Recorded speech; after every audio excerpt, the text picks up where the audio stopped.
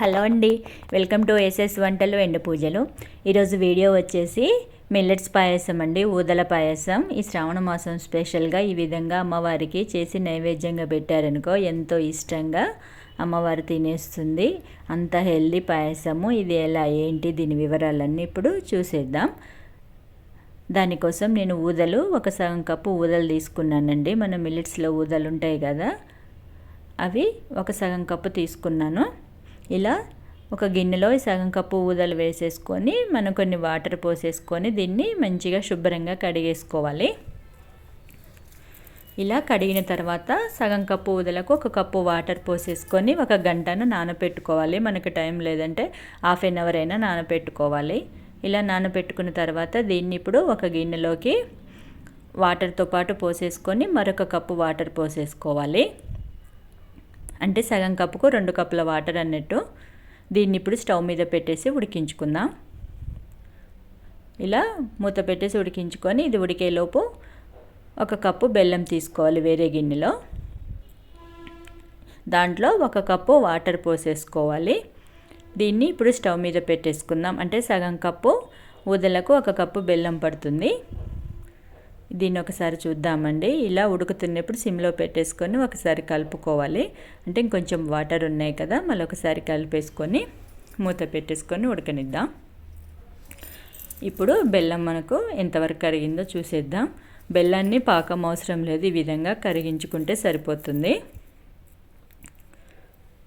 ఇది మూత తీసి ఒకసారి చూశాక మనకు చూశారు కదా వాటర్ అన్నీ పోయాయి. అంటే మనకి రైస్ లెక్క అయిపోయింది. చూశారు కదా, అంటే 75% ఉడికిపోయింది. ఇప్పుడు ఇందులో 2 కప్పుల పాలు పోసుకోవాలి, చిక్కటి పాలు.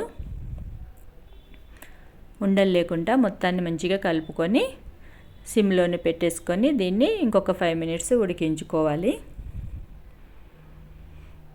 ఇలా మూత పెట్టేసుకొని ఉడికించుకున్నప్పుడు ఈ విధంగా ఉడుకుతున్నప్పుడు మనం ఈలోపు బెల్లాన్ని ఇలా కరిగించుకుంటే సరిపోతుంది, పాకం అవసరం లేదు.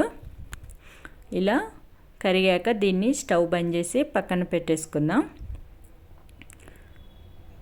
ఇప్పుడు వేరే పొయ్యి మీద ఒక మూకుడు పెట్టేసి అందులో ఒక పెద్ద స్పూను నెయ్యి వేసేసుకొని డ్రై ఫ్రూట్స్ వేయించి పక్కన పెట్టుకుందాం. దానికోసం నేను జీడిపప్పు, బాదం తీసుకొని వేయించుతున్నాను. నచ్చిన వాళ్ళు కిస్మిస్, అలా మనకి ఏది నచ్చితే అది వేయించేసుకోవచ్చు. పచ్చి కొబ్బరి ముక్కలు కూడా వేయించుతారండి. ఇలా ఇవన్నీ వేసి పక్కన పెట్టేసుకోవాలి. ఇందులో గసగసాలు కూడా వేసి వేయించుతారు, అవి కూడా బాగుంటుంది టేస్ట్. ఇప్పుడు ఒకసారి దీన్ని చూసేద్దాం. చూసారు కదా, మంచిగా ఉడికిపోయింది మెత్తగా. కన్సిస్టెన్సీ కూడా ఈ విధంగా ఉండాలి. మనకి ఇంకొంచెం గట్టిగా అనిపిస్తే ఇంకా కొన్ని పాలు పోసుకోవచ్చు.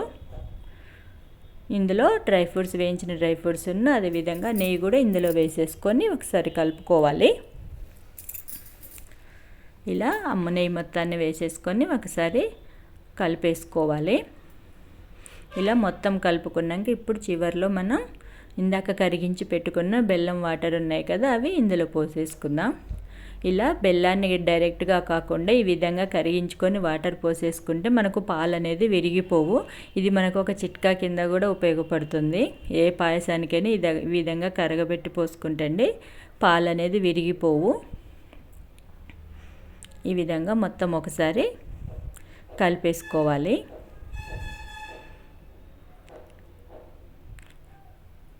ఇలా కలిపేసుకొని ఒక 5 మినిట్స్ ఉడికించుకుంటే మనకు ఊదల పాయసం రెడీ అయిపోయినట్టే. చాలా సింపుల్గా, చాలా టేస్టీగా, హెల్తీగా చేసుకోవచ్చు. ఓకే ఫ్రెండ్స్, ఈ వీడియో మీకు నచ్చిందండి. నచ్చితే లైక్ చేయండి, షేర్ చేయండి, సబ్స్క్రైబ్ చేసుకోండి. ఇలాంటి మంచి మంచి వీడియో కోసం చూస్తూనే ఉండండి ఎస్ఎస్ వంటలు ఎండు పూజలు. నా ఛానల్ని ఫస్ట్ సారి చూసేవాళ్ళైతే తప్పకుండా సబ్స్క్రైబ్ చేసుకోండి. Thank you for watching.